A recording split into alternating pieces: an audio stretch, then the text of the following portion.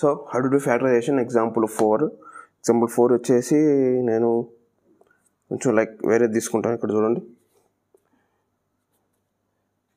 3x² minus 16x plus 5 coefficient of x² and constant multiply చేయండి. 5 3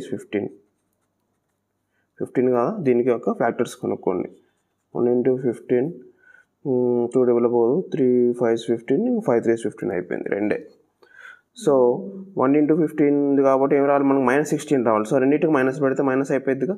so -1 -15 so -16 3x² -15 పెడతాను 15x -x plus 5 ఈ రెండు రెండిట్లోంచి ఇప్పుడు చూడండి, ఫస్ట్ నెంబర్ చూడండి, నెంబర్ ఏం కామన్ తెచ్చి ఇక్కడ 3 తీస్తే 15 కూడా 3 టేబుల్లోనే పోవాలి. సో 3 5 15 సో 3 టేబుల్లో పోతుంది. అంటే ఎక్స్ కూడా ఉందిగా, ఎక్స్ ఉంది కాబట్టి ఇంకో ఎక్స్ కూడా పెట్టాను. సో 3x పోయింది, ఇక్కడ 3 పోయింది, ఇంక x² ఎక్స్ కూడా పోయింది, మిగిలింది ఏంటి ఎక్స్ మైనస్ ఇక్కడ ఎక్స్ పోయింది అవసరం లేదు. 3 టేబుల్లో 15 ఎన్ని టైమ్స్ పోతుంది 5. సిమిలర్గా అదే వేసేసుకో అని చెప్పాను ఇక్కడ.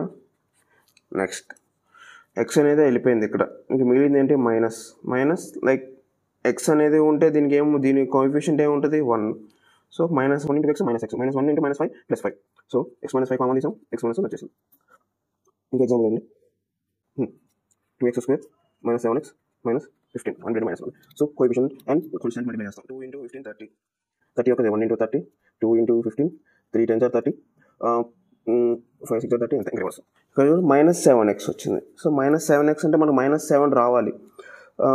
చూడు -10 + 3 -10 + 3 పెడితే -7 వస్తుందా, -10 + 3 పెడితే -7 వస్తుంది. So 2x² -10x plus 3x -15 ఈ రెండిట్లో నుంచి చూడు, ఫస్ట్ నెంబర్స్ ఉన్నాయి. నెంబర్ 2 ఉంది, 2 టేబుల్లో 10 కూడా పోతుంది, 2 5 10. సో 2 తీసేసాను. x² ఉంది, x ఉంది, సో x కూడా తీసేసాను. మిగిలింది ఏంటిది, x² x పోతే x మిగులుతుంది, మైనస్ x పోయింది, ఇంక మిగిలింది నెంబర్ ఉంటుంది. 2 టేబుల్లో 10 ఎన్ని టైమ్స్ పోతే 5 టైమ్స్. సేమ్ యాజ్ ఈజ్గా అది రాసేసుకో, x -5 అనేది రాసేసుకో. ఇప్పుడు x అనేది ఇక్కడ ఉంది, ఇంక మిగిలింది ఏంటి ఇక్కడ +3 చేసేసుకో అంతే. +3 into x + 3x + into -3 5 15 -15 అయిపోయింది. x -5 మిగిలింది 2x + 3.